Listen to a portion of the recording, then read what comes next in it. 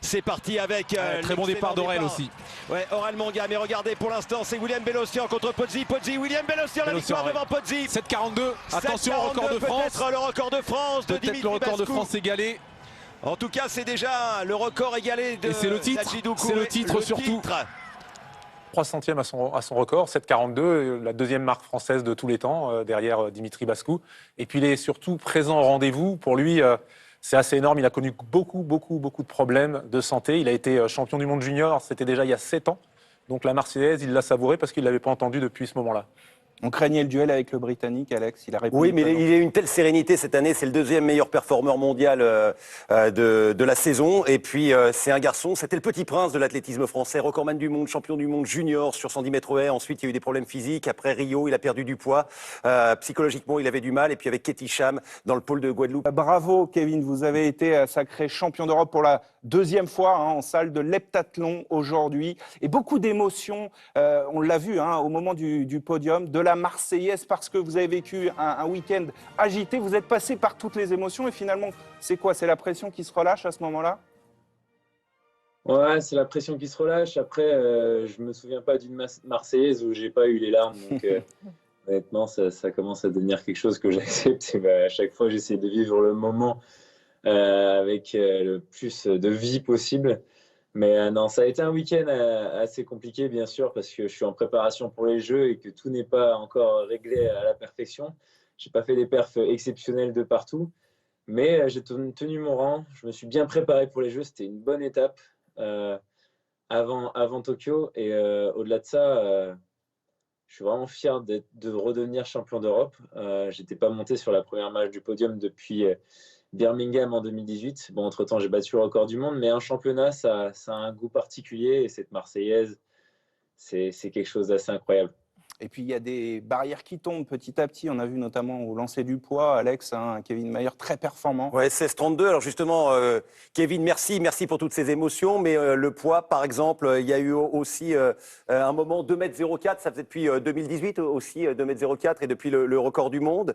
De passer 2 mètres à la barre, j'imagine que là aussi, ce sont des choses qui permettent de baliser un parcours souriant jusqu'au jeu. Ouais, complètement. Après, je vais pas vous cacher que j'étais vraiment frustré de mes sprints, de 60 mètres et 60 mètres haies, parce que je pouvais faire beaucoup mieux et j'ai tout simplement raté mes courses par, je pense, manque d'habitude parce que on nous a pas proposé énormément de compétitions et surtout en championnat. Donc, ouais, il y a eu beaucoup de frustration. Au poids, j'ai dû attendre le dernier essai pour réussir enfin à faire une bonne perf. Mais c'est sûr que si je dois retenir quelque chose de ce week-end particulier, c'est vraiment le saut en hauteur parce que ça faisait 2 ans que j'avais pas passé 2 mètres à cause de gros problèmes au genou. J'ai pu sauter sans douleur. Tout le monde disait que j'étais devenu un lanceur-coureur et que je pouvais plus sauter parce que j'étais trop lourd. Non, j'ai réussi à ressauter à 2 mètres et 2,04 m. Donc, non, un plaisir énorme au saut en hauteur. Dernière chose avec vous, Kevin, parce que j'ai cru comprendre que vous étiez un peu bloqué du dos en cette fin de journée de dimanche. Comment physiquement vous allez à la fin de cet heptathlon? Ouais, ça va super bien. Franchement, j'ai jamais été aussi bien après un heptathlon et encore mieux après un décathlon. Le seul problème, ça a été que des fois, au saut en hauteur, quand on passe la barre, on retombe un peu mal sur le tapis. Et c'est vrai que je me suis bloqué le cou.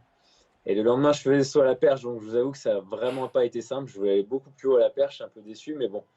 J'ai réussi à assurer mon titre malgré le blocage du cou. J'avoue que j'arrive à tourner très, très limité, donc c'est pas grave, ça viendra plus tard. Bon, reposez-vous bien en tout cas et merci.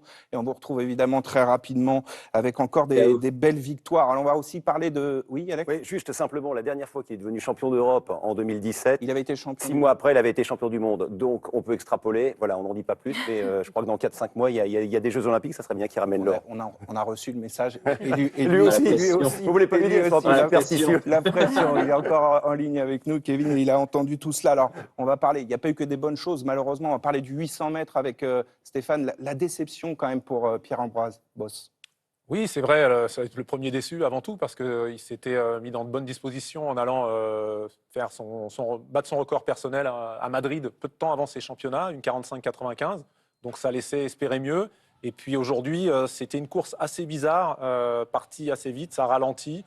Je pense que les changements de rythme ont eu raison de son finish, puisqu'il est vraiment pas dans le coup sur la fin, mais je ne pense pas que ce soit inquiétant. Il y a encore du temps à travailler. L'essentiel, c'est qu'il sache ce qu'il y a à travailler, parce qu'il y a encore du temps pour ça, et c'est une 45-95 doivent être quand même pour lui ce sur quoi il doit bâtir sa confiance pour la suite. Et puis c'est quand même sa première finale en salle. C'est pas un coureur de salle, c'est plutôt quelqu'un qui s'exprime avec sa grande foulée en extérieur.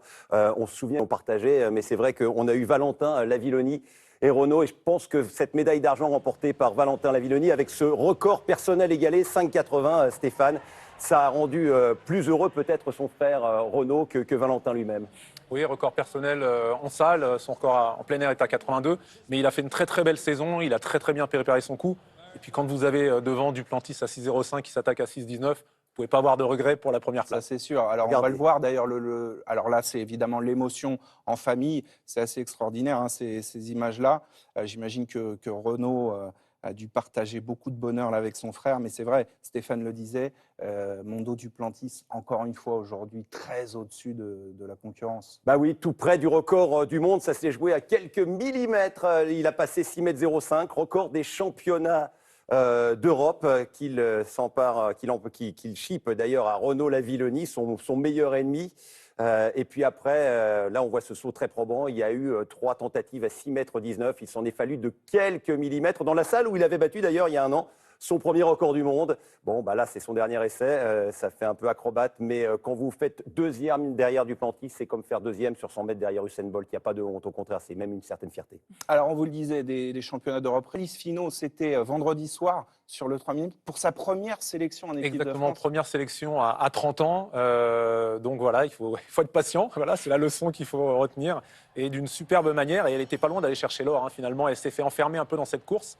Mais elle a vraiment très très bien géré ce championnat et cette course pour aller prendre à l'intérieur la deuxième place avec un record personnel qu'elle a battu, qu'elle a porté à 8,46. Pour ceux qui s'interrogent sur sa progression, il faut savoir que de 18 à 24 ans, elle faisait ses études, elle travaille et elle s'est mise très tard à l'athlétisme. C'est quelqu'un qui a des qualités naturelles comme Jimmy Gressier. Et honnêtement, c'est quelqu'un sur qui on peut compter parce qu'à 30 ans, elle est quand même très très fraîche. Et on va la suivre évidemment dans les mois qui viennent. Merci.